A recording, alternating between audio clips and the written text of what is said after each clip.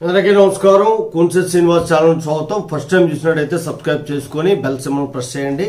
ఈరోజు చాలా సంచలనమైనటువంటి న్యూస్ ఒకటి చదివాను. కన్యత్వాన్ని వేలానికి పెట్టింది ఒక అమ్మాయి. ఏం మాట్లాడుతున్నావురా? నరాలు కట్ అయిపోయింది. కన్యత్వాన్ని మీరు విన్నది కరెక్టే. కన్యత్వాన్ని వేలం పెట్టింది ఒక అమ్మాయి. ఎగబడి వేలం పాటలో పాల్గొన్నటువంటి డబ్బున్న వాళ్ళు. మరి ఏం దిక్కుమాలిన ప్రశ్న ఇదొకటి.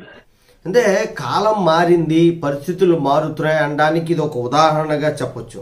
అభిరుచులు కూడా చాలా మార్పులు వచ్చాయి. అవసరాలు ఇవన్నీ కూడా గుట్టుగా ఉండవలసినటువంటి కొన్ని కార్యక్రమాలు బహిరంగంగా ఆన్లైన్ వ్యవహారంగా నడుస్తుంది అంటే ఏ స్థాయిలో ఉండాలో మారిపోతుందో చెప్పాలి. ఒక అమ్మాయి కన్యత్వాన్ని వేలంగా పెట్టింది. 22 సంవత్సరాల అమ్మాయి అనమాట.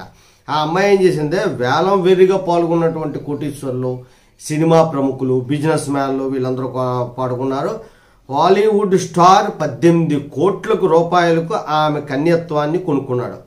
ఇక్కడ ఎంతమంది పాల్గొన్నా ఆయన ఎక్కువ వేలానికి పాల్గొన్నాడు. పాడుకొని ఆమెపై విమర్శలు వచ్చినా సరే ఆమె పట్టించుకోకుండా నేను చింతించట్లేదు, నా ఆర్థిక భద్రత కోసం ఇది చాలా మంచి మార్గంగా నేను ఎంచుకున్నానని చెప్పి తిరిగి చెప్పిందనమాట. ఆమె ఎటువంటి వైద్య పరీక్షల కన్నా సిద్ధం, నేను ఇప్పటి వరకు కన్యత్వంతో ఉన్నాను, వైద్య పరీక్షలకి నేను సిద్ధంగా ఉన్నాను, వైద్య పరీక్షలు చేస్తాడు ఆ అబ్బాయి ఏమో వైద్య పరీక్షలు చేయించుకుంటున్నాడు. నేను ఎందుకు ప్రత్యేకంగా చెప్తున్నాను, ఇది ఎంత వైరల్ అయినా ఈ విషయం ఏంటంటే కన్యత్వం ఉన్న అమ్మాయిలు దొరకడం లేదనేటువంటి ఒక భావన బహుశా పురుషుల్లో కలుగుతుంది. అందుకే 18 కోట్లకి కన్యత్వాన్ని కొనడం అంటే ఇది పెళ్లి కూడా కాదు, పెళ్లి చేసుకోవడం కాదు, ఓన్లీ కన్యత్వాన్ని కొన్నాడు అనమాట 18 కోట్లు ఇచ్చి.